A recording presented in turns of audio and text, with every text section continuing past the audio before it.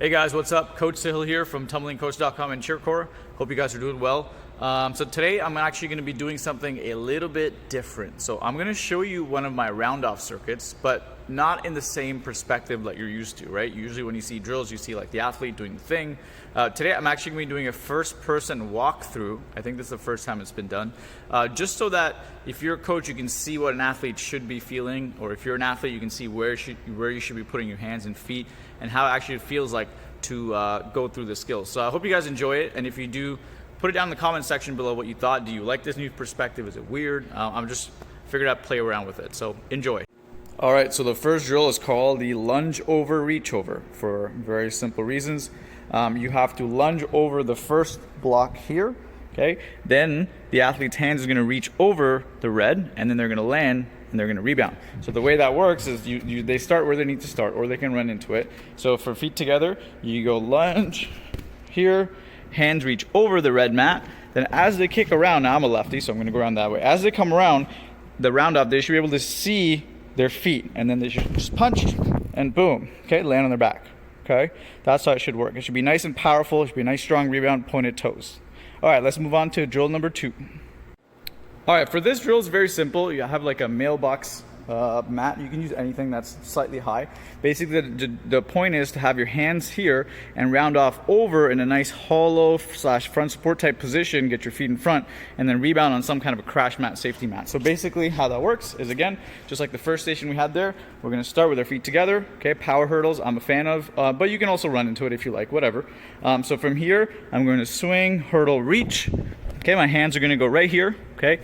Depending on the athlete, by the way, you may have to adjust the height, so you may have to use a panel mat if they're little kids. But for most teenage athletes, it should be just fine. So again, hurdle, reach, hands go here, you kick over, okay? And then when you land, again, you should be in a nice hollow / front support position, feet together, you'll punch, boom, and then you'll land on the crash mat. There we go.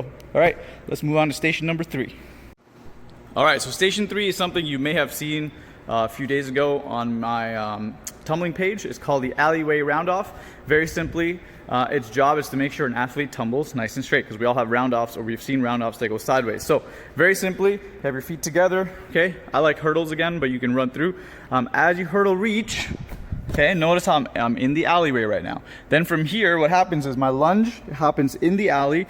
I reach my hands outside the alley. I needle kick. Now, if my legs go sideways, it's gonna smack the mat, and this mat will fall down, okay, which we don't want, but that gives the athlete a visual or a kinesthetic feel. You kick over the roundoff will land here, okay, on the edge of the mat. Then they can kind of just rebound, okay? Or ideally, once they're feeling comfortable with the drill, land the roundoff, back handspring onto this crash mat here. It's also a really good drill to stretch handsprings out. So if they did the roundoff handspring and the handspring lands here, they know that they can really work on stretching it out. All right, time to move on to drill number 4. All right, drill number 4 is called what goes up must come down. So you just need a simple cheese mat. It needs to be a large cheese mat. Medium or large would work, small will not work, okay, so that tiny one will not work. So basically, I have drawn a box here so the athletes know where to place their hands, okay. You may want to run into this drill. It does require a little bit of power. So basically, feet together, you do your run, hurdle, okay, hands will go on the block here, they kick over, then the round off lands somewhere uphill, anywhere here is fine. But as soon as it lands, what the athlete has to do is as soon as they land, they have to rebound and then go downhill and hurdle round off again. So power hurdle, regardless of how they entered into it. So let's say I took a 2-step round off from there, I put my hands there, my round off landed here. As soon as it lands, watch what happens. I go punch, and then I hurdle through, and I keep going, and then I can add a back handspring or another round off, okay? All right, let's move on to drill number 5. All right, so this final drill is called a Passe lunge over. So you start in a Passe position, lunge over, and obviously you go down the cheese. The reason I like this station is because if you have any slower tumblers, the downhill motion gives them a feel of how fast the roundoff should be going, and then they can attach a handspring or whatever else they like. So basically what you do is you're here. Now I'm a lefty, okay, so I'm gonna start with my left knee up, toe pointed, okay, arms are in front. Basically what I do is I bend this leg and then I hop off the supporting leg. This leg never comes down until it reaches over the gap and gets over the block. So I'm here, okay, I bend, I hop, okay, do my lunge. Then my hands are gonna reach, okay, they'll probably go over on the block here. Then what you wanna do is you want the round off to go over, and it's going to land on the cheese here. okay? Then from here, they can rebound back, right? Or throw a back handspring. The reason I also like this is it forces the athletes to hit the angle that we know they should be hitting, which is toes in front, also known as the positive angle.